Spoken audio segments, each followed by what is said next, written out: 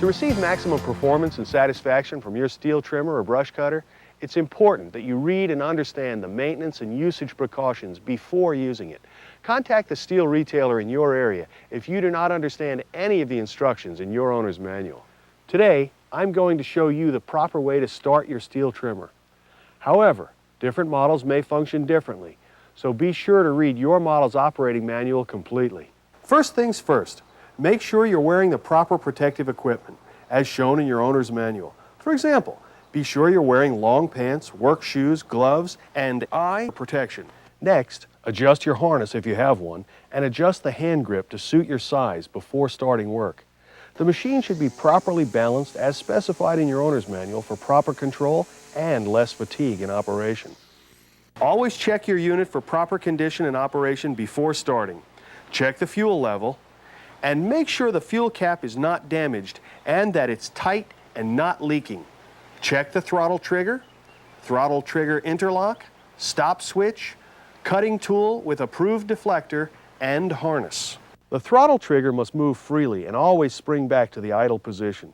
The cutting tool must be properly tightened and in safe operating condition. Inspect for loose nuts, screws, etc., and for cracked, bent, warped, or damaged blades. When starting the engine, be absolutely sure that the cutting tool is clear of you and other obstructions and objects, including the ground. Because when the engine starts at starting throttle, engine speed will be fast enough for the clutch to engage and turn the cutting tool. Use the primer bulb and set the choke when starting a cold engine. When you pull the starter grip, don't wrap the starter rope around your hand. Do not allow the grip to snap back, but guide the starter rope to rewind it properly. Failure to follow this procedure may result in injury to hand or fingers and may damage the starter mechanism. Pull the rope several times until you hear the engine try to start. Then move the choke lever to the open position to avoid flooding the engine. When the engine is running, but at idle, attach the brush cutter to the spring hook of your harness.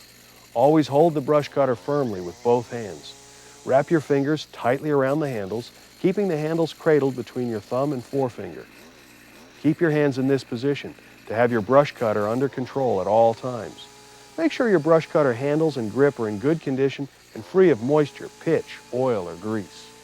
Following these simple steps will help you get off to the right start.